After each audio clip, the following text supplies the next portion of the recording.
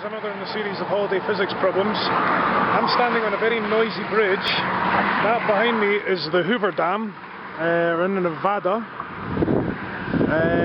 It plugs up the Colorado River and provides hydroelectric electricity for Las Vegas. Unfortunately, I'm standing in the middle of a highway.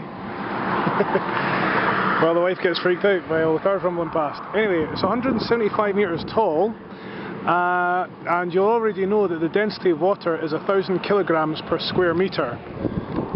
So, here's some physics problems to do.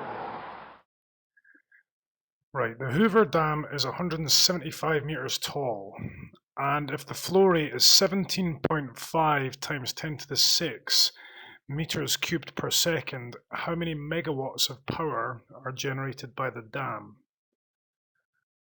Now, you already know that the density of water is 1,000 kilograms per meter cubed, so the size of a table in terms of volume, small table, is worth a ton of mass. It's quite a lot, really. So what I want you to do is pause this video, see if you can figure out the problem, and then I'll give you the solution.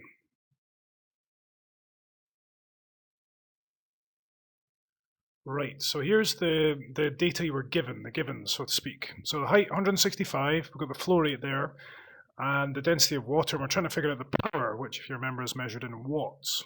Now, first things first. Flow rate is not something we talk about often, but we do talk about time quite a lot, and volume quite a lot.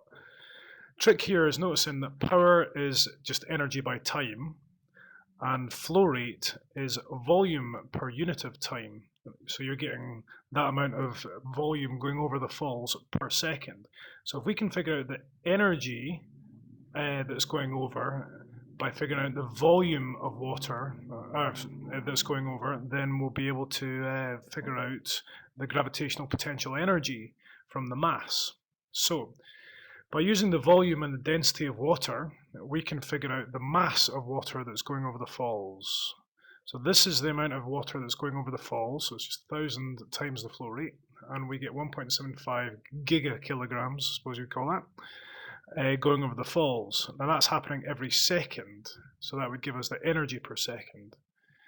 Now, to figure out the gravitational potential energy, that's simply the mass times little g, 9.81 meters per second, or 9.81 newtons per kilogram, whichever units you prefer, times that by the height that the water is falling, 175 meters, and that gives you 3, I should say, times 10 to the power of 12, so 3 times 10 to the power of 12 joules. Now, when we convert this into megajoules per second, that would give us 3 times 10 to the power of 6 megawatts of power, or megajoules, and then because we've worked out energy per second, based on the flow rate per second, that gives us 3 times 10 to the power of 6 megawatts of power, or 3 million megawatts of power.